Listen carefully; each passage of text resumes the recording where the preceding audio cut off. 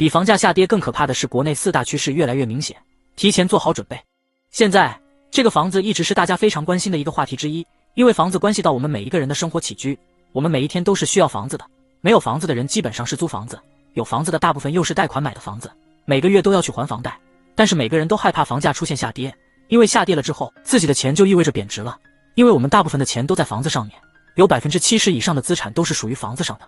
那么现在有一个事情比房价下跌更加的可怕，这4个趋势会变得非常的明显，我们可以提前做好相关的准备。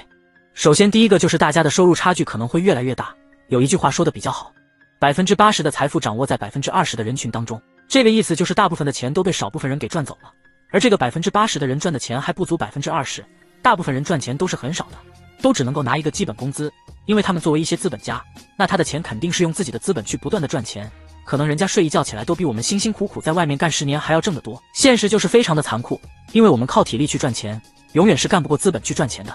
第二个事情就是现在整个房地产的差异会变得越来越大，因为如果说你是在一些3、4线的小城市，可能你就会感受到现在这个房子想要卖出去是非常困难的，就算你降价卖出去，那么你也只能是亏本的。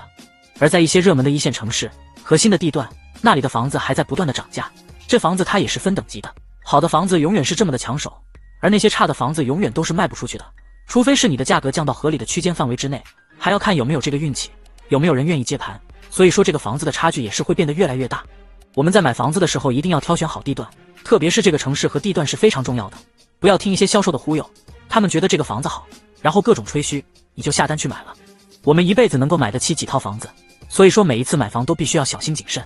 第3个趋势就是现在的学历会变得越来越不值钱。大家都可以看到，现在网上经常所说的有很多985211的硕士毕业之后还在去送外卖，只能够通过这样的方式来维持现在的生活，就是说学历也并不是就是万能的。以前来说，一个本科毕业生到社会上能够分配一个非常好的工作，但是现在就算你把博士读完了之后，你也不一定能够找到一个心满意足的工作，就算找到了工作之后，这个工作也不一定是你满意的。现在学历可以说是越来越不值钱了，所以说现在高校不断的扩招，导致了学历开始出现了贬值，不像以前含金量这么的高了。也是一个趋势，就是现在的工资和消费的差异会变得更大，有一些人可能每个月只有几千块钱的工资，但是他们却要花上万元，只能是这个月花了之后，下个月继续还债，通过信用卡或者是通过一些其他的途径，因为他们这样一种消费的方式就是花明天的钱来圆今天的梦。那这样的话你就永远都存不到钱，存不到钱你就无法满足以后的日常生活，因为人嘛总会遇到一些其他的事情，比如说生病了之后需要去医院，可是一大笔的开销，一个小病就可以花掉大量的钱，更何况我们不敢去生一些大病了。所以说有多大的能力就办多大的事情，不要想着去超前消费，也不要去贷款买什么高端的数码产品啊等等，这些事情都是和我们不匹配的，就是说自己花钱能够匹配，你的生活质量才会越来越好。有了这些时间，还不如花一点时间去提升自己的工作能力和赚钱能力，学到新的知识之后，你的赚钱的能力会变得越来越强，到时候你的工资也会越来越高，收入也是水涨船高，就能够过上我们自己想要的生活了。